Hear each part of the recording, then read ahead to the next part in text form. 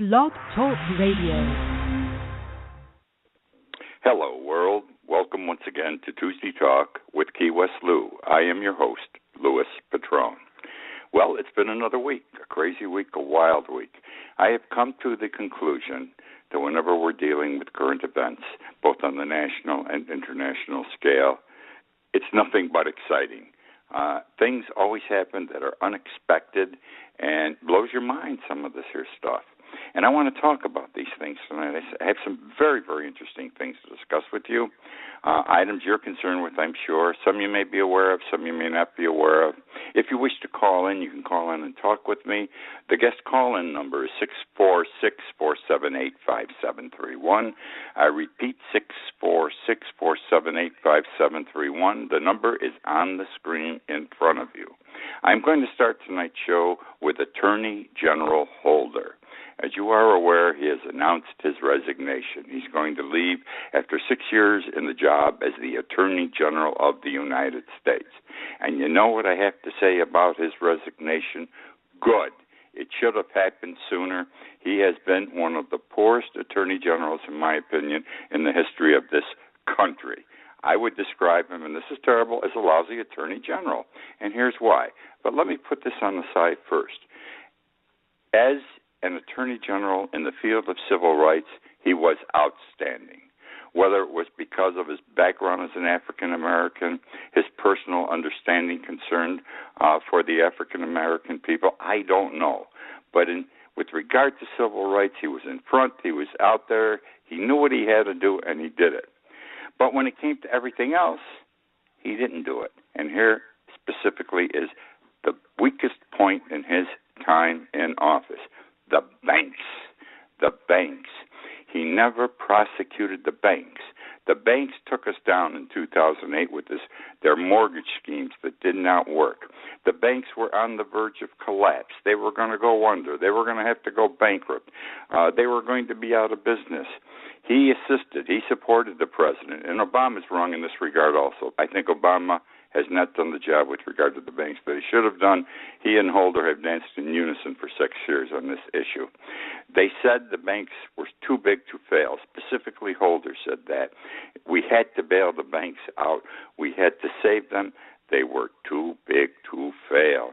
And later on, when there was this cry in the country, send them to jail, arrest these people who did this, because we bailed them out, we saved their asses, and now they're making nothing but money, but they've helped to create the 1%, 99% situation in this country, and we wanted them arrested, jailed, prosecuted. And what did Holder say? The leading legal man in the country, the Attorney General of the United States, he said the banks are too big to prosecute. First it was too big to fail, then it was too big to prosecute. And I'll tell you where I think this comes from. Holder was a very successful attorney and is going to go back into private practice as a very successful attorney. He was with the Washington law firm of Covington and Burling. You have to understand, Covington and Burling is and has been the number one law firm in Washington. You got a government problem, you have a Washington problem, you go to Covington and Burling. I have to assume that Holder, while he was as a partner in Covington and Burling, represented some banks, represented major corporations. And just as he knew what to do with civil rights, he knew what to do with the banks, because he had become one of them, okay? And so the banks were too big to fail and too big to prosecute. I think he did the wrong thing. I think he's going to benefit from this, and he didn't do what he did because he's going to benefit from it when he goes back to private practice. I believe he did what he did with the banks because he honestly believes you can't make the banks go under, even if they should go to jail. You just can't do it because they're too big.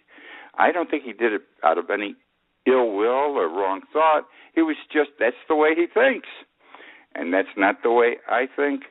And I'm glad he's going because I believe he has done much harm to our country.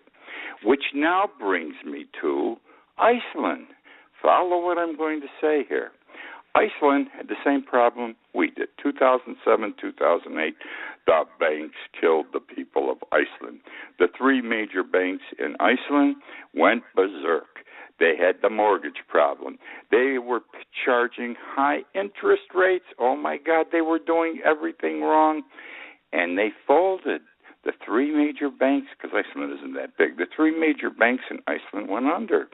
And the issue came up. The government said, we must bail them out. We cannot let our banks fail.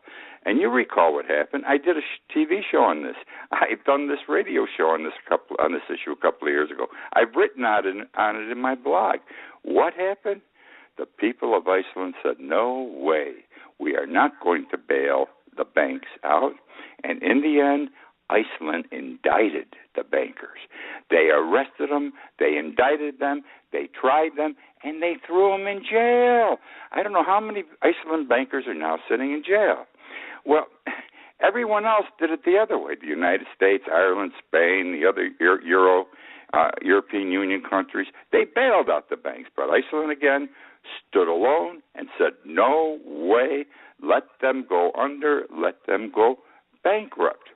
Well, the reason Iceland comes back into the picture this week is that it was now announced that Iceland's biggest bank, Kaupthing, Kaupthing, Kaupthing, had four officials who were already in jail because they were arrested, tried, prosecuted, and found guilty and put in jail. Well, more thievery was found. More fraud was found. And these four cats, the four top officials sitting in jail already, were indicted again. The people in Iceland don't care. They're making the bankers pay. And guess what? They were found guilty, and they have been sentenced, these three officials, to an additional 3 to 5.5 years each. Nothing wrong with going after the bankers. Now, here's what's interesting. In the meantime, because you got to remember what Holder told us, the banks were too big to pursue, they were too big to fail, they were too big to prosecute. There'd be massive unemployment was the inference, and it was stated in this country. Iceland has not had massive unemployment. And though their unemployment was terrible when the banks went under in 2008, do you know what their unemployment is today? Their unemployment is 4.4%. A hell of a lot better. What is ours now, 6? They're down to 4.4%. Okay? Would you believe it? Where some of the European countries like Ireland are still at 11.5. Obama's brought us down. But Iceland came down even better and didn't spend all that money bailing out the banks. They thought of the people and not the banks, and they put the bankers in jail. Holder was wrong when he said the banks were too big to fail and too big to prosecute, and history will never forget him for this. Which now brings me to another bank. I love talking about these banks because I'm going to say it again, as I have been saying it for several years, they are first-class whores. That's the only way to describe the banks. They have been whores. Think of the 1% and 99%. We're going to talk now about J.P. Morgan Chase. I'm going to refer to them as Chase because they are referred to as Chase. They were one of the biggies we had to bail out. They were one of the biggies that were involved in this mortgage screw-up that hurt the economy of this country drastically, almost put us under completely. And they are one of the major banks that today are making tons of money because we bailed them out and are not spreading that money around in loans to help people on Main Street. They only care about Wall Street. They're taking care of each other. Screw the 99% is their position. What's happening now? Well, they're whores. And when I describe this story, you can't help but agree with me that they're whores. I'm not being hard on them. Chase recently closed down the accounts. People, we need banks. We need checking accounts, savings accounts. We primarily need checking accounts and credit card accounts so we can do business.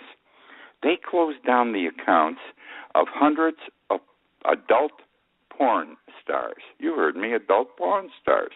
They called it de-risking. It's a new word, my friends, de-risking. And what they wanted to do, they said, we have to get rid of politically incorrect customers. We cannot and should not do business for politically incorrect customers, and adult porn stars are politically incorrect people. Okay? Well, what happens again with de-risk, it ends the relationship between the bank and the customer. Just like that. The bank says, you're all done. Here's a check for what you had in the bank. We're no longer doing business with you. Go wherever you have to go. It's your business if you can find another bank. And the banks claim they do this, one, to avoid public embarrassment, and two, because if we're doing business for bad people, and they consider adult porn stars bad people, the government's going to get mad at us.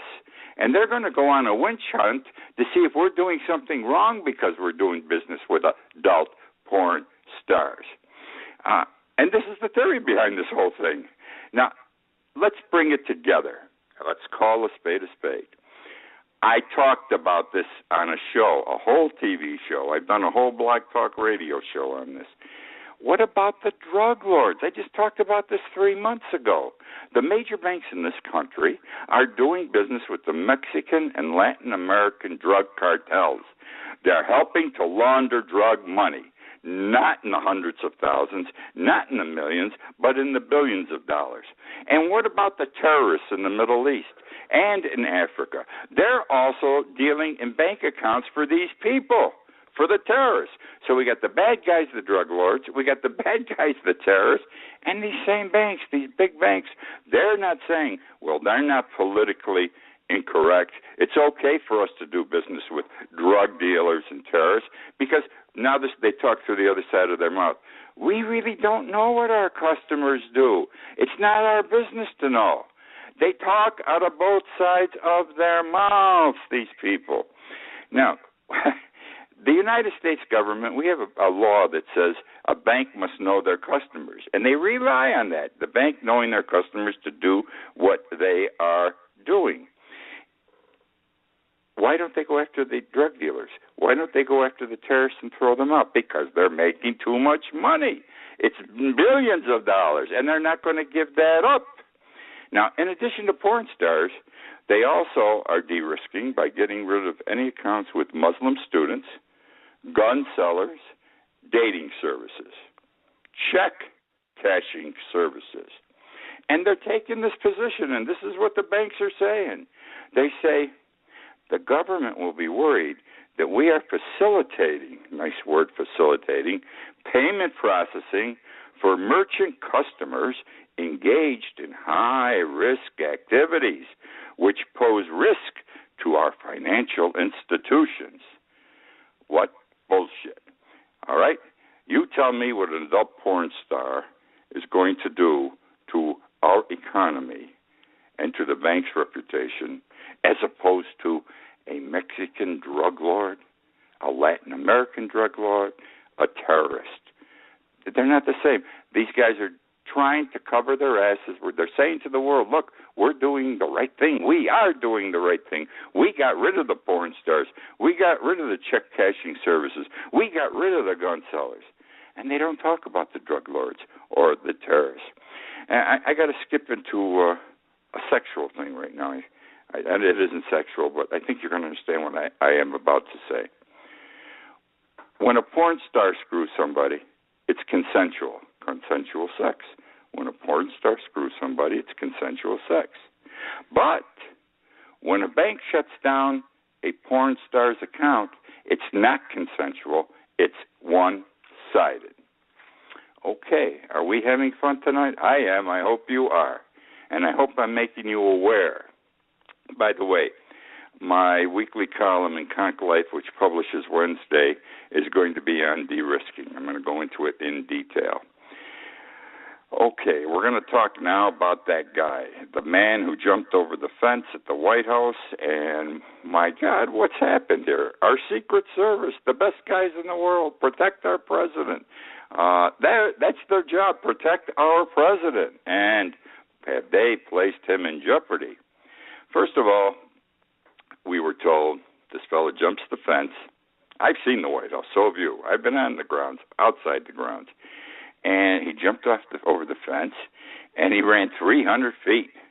And nobody took a shot at him. though they saw him, the Secret Service men. And they had dogs. They had watchdogs, and no one let a watchdog go. And we were told he made it to the front door. Then a day or two later, we were told he made it inside the front door. Now, yesterday, we're told he got into the East Room. That's inside the White House, and it's inside a good distance into the White House. He got into the East Room before he was taken down. Something's wrong here. They're not doing a very good job.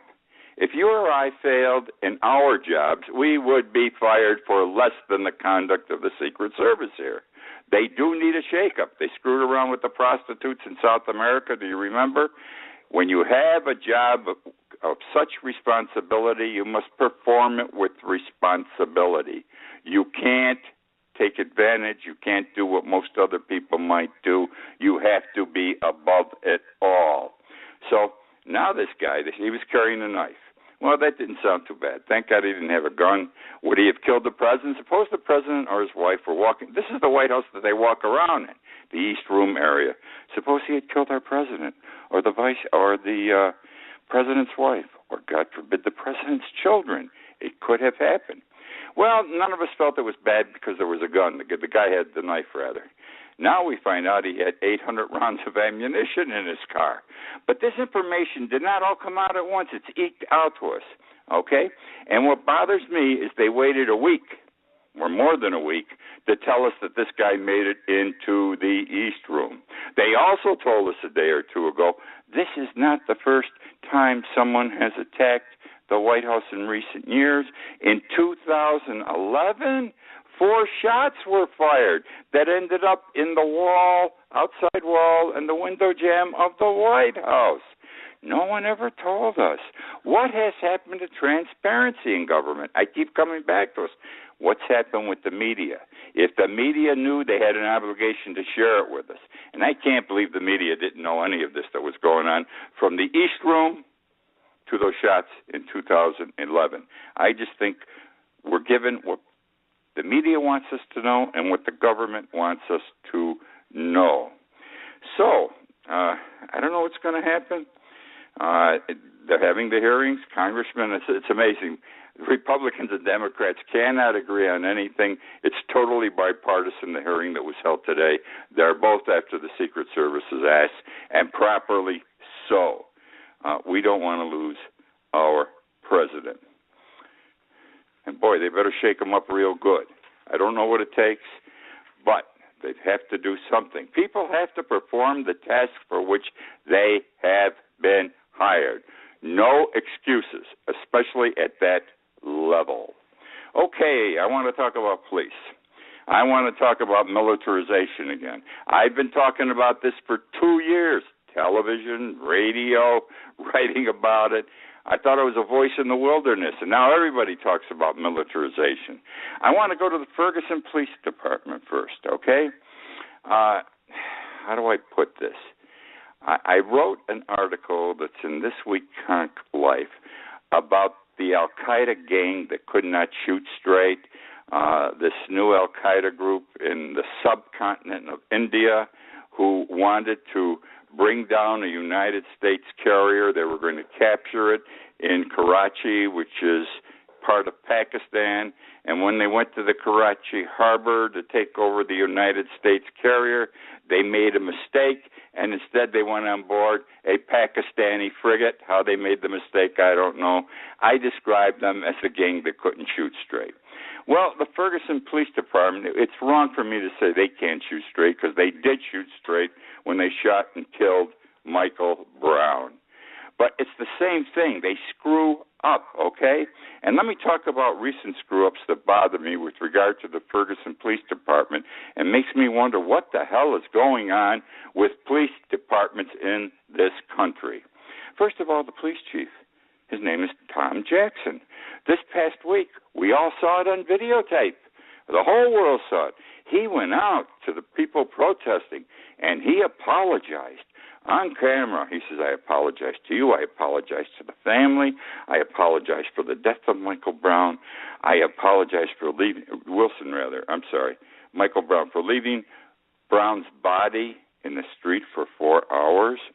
And he said, I'm going to march with you people tonight to show you how I feel. They didn't want him, and I don't blame them. He's lucky he didn't get his ass kicked. He wanted to march with the protesters. Here's the police chief that is supposed to be enforcing the law, and he now wants to march with the people who are opposed to the law right now. Does not make sense. But that isn't why I'm talking about this. Why did the chief go out and join the protesters and make these statements that he was sorry? Well, they hired a public relations man. The Ferguson Police Department hired a public relations man. His name, Devin James. Devin James is the one who told the chief, you're going to go out, you're going to join the protesters, you're going to apologize for the death, apologize for leaving them in the street, him in the street, and walk with the group. And you know what? It came out the next day after the chief was out there protesting that Devin James, the PR man hired, had been convicted of reckless homicide in 2006 in Delby County, Tennessee. Reckless homicide, and he served 90 days. Ain't the kind of guy you want leading your public relations effort in this situation. Of course, the police department fired him right away. The other thing I can't understand is the policemen themselves. They are walking around wearing bracelets saying, and I quote, I am Darren Wilson. Darren Wilson is a police officer who shot Michael Brown. You don't do that. Your job is to enforce the law. They're taking a position. I can understand they want to support their buddy in blue, but this is not a situation where they have to take that kind of an outward position. The chips are going to fall soon in this thing, from a local prosecution perhaps to a federal prosecution. You don't go out and add fuel to the fire by letting the people of your community see you wearing bracelets saying, I am Darren Wilson. Now, it goes a step further, what's bothering me in this whole thing. Saturday night, a police officer got shot by someone in the crowd. Had to happen. When you have protests, you have demonstrations, you get violence. There was a black man standing outside a closed community center. Police officer went over to him, started talking to him, told him to take off or something. And before you knew it, the policeman's chasing the black man. The black man turns around, and he takes a shot at the cop, and the cop gets shot in the arm. The black man was never caught. A body camera has this whole thing on film and shows the police officer instigating this confrontation, which now brings us to Sunday, this last Sunday. The protests are continuing. Sometimes bigger, sometimes smaller, sometimes with more furor. Sunday night, people were in front of the police station and rocks and bottles started to be thrown. The police officers ended up arresting 12 people. Ferguson is a tinderbox. It's ready to explode. Whether it will, I don't know. I think all of this could have been avoided and still can be avoided if the local prosecutor will do his job and present the case to a grand jury and let them decide, and if the federal government comes down with whatever indictments they're going to have. Everybody's waiting, even the federal government. I know they're investigating civil rights violation, a little bit different from shooting this guy, but let's do something. It's over a month. If it was you and me, that we're drunk driving or we did something else wrong, we'd still be sitting in jail. We would have been indicted by now. We would have had a trial scheduled. Why can't we do that in this case? Why can't the normal routine take place? And now we're going to go to Pittsburgh. Pittsburgh. It's policemen again. This goes back to June 24th, 2012, 2 years ago, 2.5 years ago, June 24th, 2012. The emergency room of Mercy Hospital in Pittsburgh. 23-year-old Malik Grissom is in the emergency room laying on a stretcher, dead. His stepfather is the Reverend Earl Baldwin, Jr. The Reverend is there. He's leaning over his stepson's body, and he's crying. And he's talking to his dead stepson.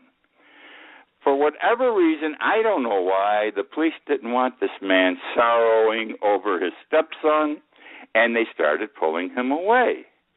And, of course, he didn't want to be pulled away. He's holding on to his stepson's body, and the police are yanking him away. By the way, wonderful, these cell phones. This is all on video again via a cell phone. Isn't it amazing?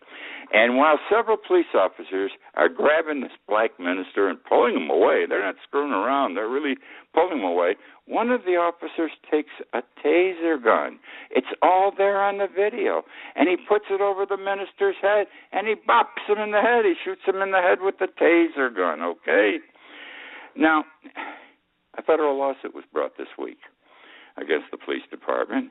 The police department said they did nothing wrong, and they say the boy was not dead, and that the stepfather was interfering with the hospital trying to provide emergency treatment to the son.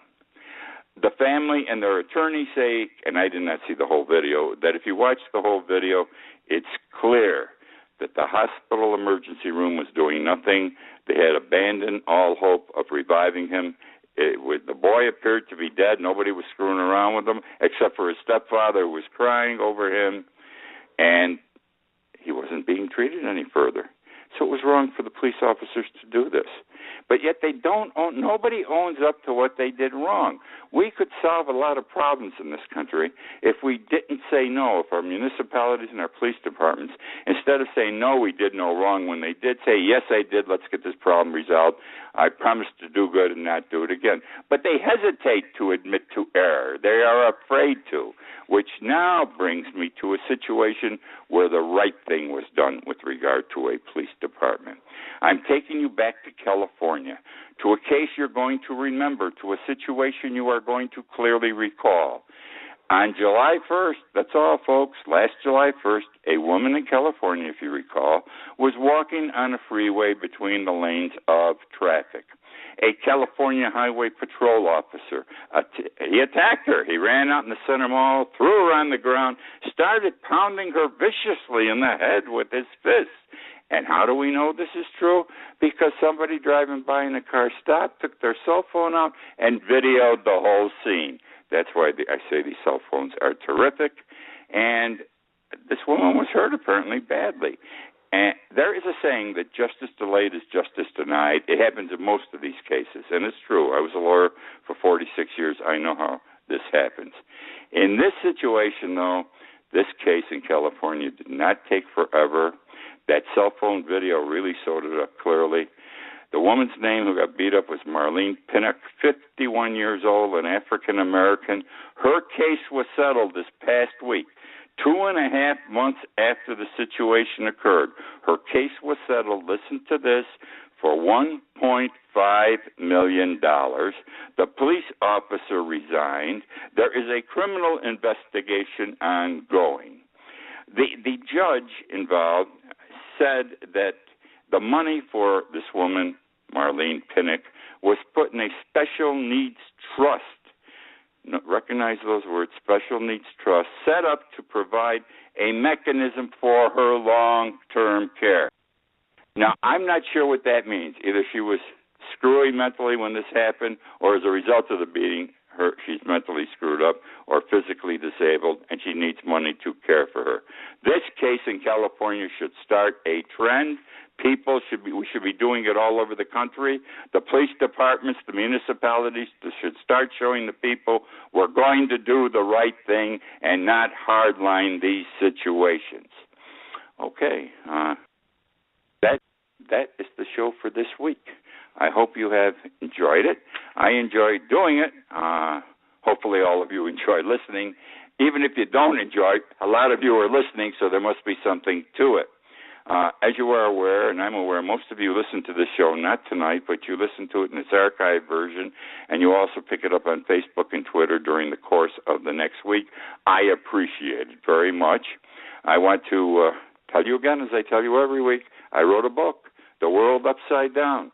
If you enjoy this show, you will enjoy my book. If you do not enjoy the show, do not buy my book.